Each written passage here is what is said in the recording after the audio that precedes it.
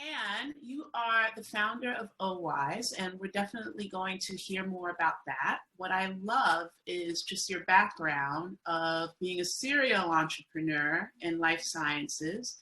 So, and I think that what's so interesting about that is the journey that you've taken, which I think so many people are going to be able to relate to and also learn from.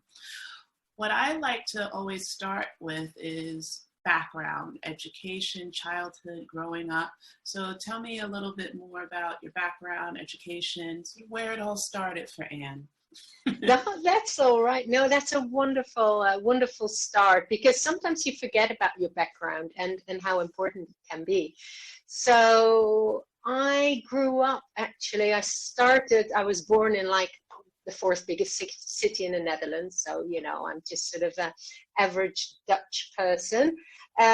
Moved outside of the city when I was about 8 and ended up in sort of playing a lot in the forest and in the woods and was much more of an outdoorsy person. But I think the first thing, well, there are actually a couple of things that defined me when I was young. For some reason I went to relatively free, sort of a free expressing type of education. So I initially went to Montessori type schools, and then I went to a very progressive school in the Netherlands where anyone who wasn't accepted at a normal school ended up at our school.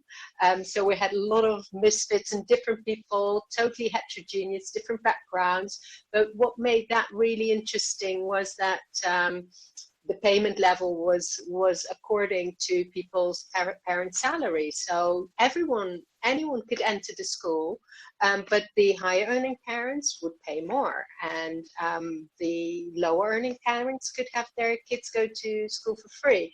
And that created that we're actually all equal, because we didn't know. It wasn't mentioned to anyone, obviously. So we didn't know. Everyone was the same. And what was also quite interesting at our school was the status of the pupils and the teachers were the same. So we were very informal with our teachers, and that created that we were there essentially.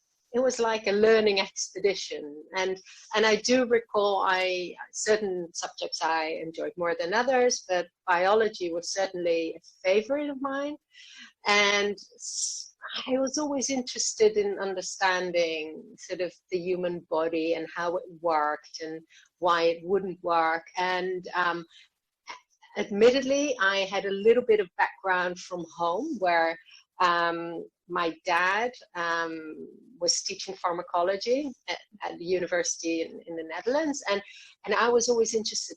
I wanted to know how drugs worked as well. So pharmacology is obviously the profession and the skills of understanding how drugs and medicines affect the body and affect systems in the body, and that became my thing. I then set my eyes on something called essentially research. I was always interested in research, and that formed the basis of what I was going to do next. So I decided to study pharmacy, because I was like, okay, that goes really well. I can do research. I can understand how all these medicines and all these drugs work. And I became really interested in the brain and all how drugs interacted initially with the brain.